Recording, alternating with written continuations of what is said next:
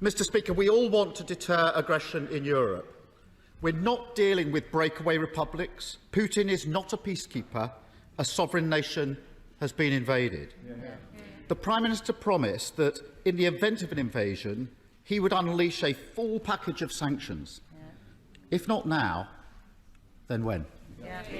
Prime Minister. Mr. Speaker, as I said, the UK has been out in front in offering military support to Ukraine, and I'm grateful for what he said yesterday about the need to make sure that we keep ammunition in reserve for what could be a protracted struggle over this issue. But it is absolutely vital that after this first barrage, we work in lockstep with friends and allies around the world. And we squeeze him simultaneously. We squeeze him simultaneously in London, in Paris, in New York at the same time. Unity, Mr. Speaker, is absolutely vital.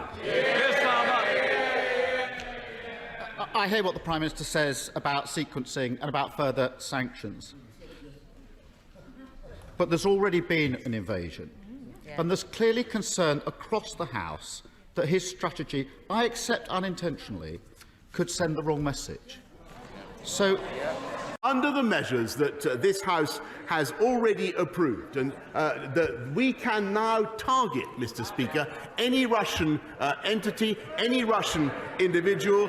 We can already target not just the breakaway republics, the so-called breakaway republics in the Oblast of Donetsk and Lugansk. We can target members of the Duma who voted to recognise them. This is the most far-reaching piece of legislation of its kind, and I'm glad that it has his support. let me also turn to the elections bill. As it stands, the bill would allow unfettered donations from overseas to be made to UK political parties from shell companies and individuals with no connections to the UK. Labour has proposed amendments that protect our democracy from the flood of foreign money drowning our politics. So will the Prime Minister now change course and support these measures in the House of Lords? Mr. Speaker, we have very tough laws, tough rules in this country to stop foreign donations.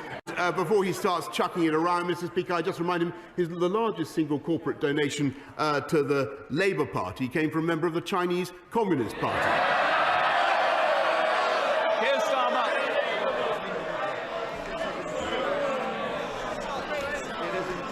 No, Mr. Speaker. At this moment, as the House agreed yesterday, we have to stand united. And I am not going to be deflected from it.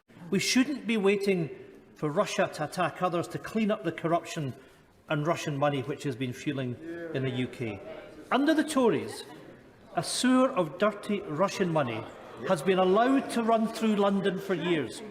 I went to the Prime Minister, the then Foreign Secretary, in 2017, and I raised the issue of limited partnerships, 113 of which have been used to move $20.8 billion out of Russian banks.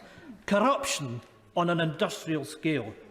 Why did the Prime Minister do nothing back then? And why is he still doing nothing now?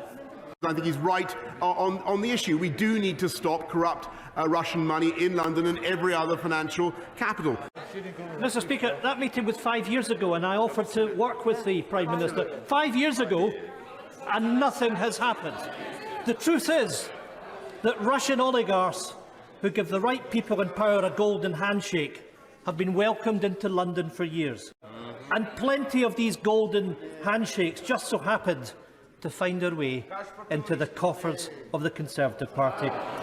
His indignation is, I'm afraid, a bit much, coming from somebody whose very own Alex Salmond is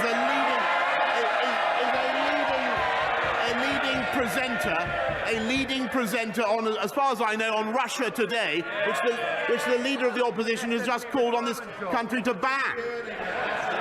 Mr. Speaker, the member for Sherwood is currently under investigation for Islamophobia following accusations he told a fellow MP that her being a Muslim was making colleagues uncomfortable. How did the government punish this behaviour? With a promotion that puts the accused member in charge of the complaints procedure? And of course, Mr. Speaker, we all know that the Prime Minister himself is no stranger to derogatory remarks about Muslim women. So let me ask the Prime Minister. Order. This is not the appropriate place to be raising this. We now go to Nicky Aitken. Mr. Speaker, let's be quite clear about this. Is it not an absolute disgrace that a Privy Councillor, an advisor to the Queen and a former First Minister of Scotland sees fit to broadcast his half-baked world views week after week on Russian television? Mr. Speaker, that was a brilliant, powerful question with which I think the whole House assented. Would it not have been more powerful if it had come from the leader of the Scottish Nationalist Party?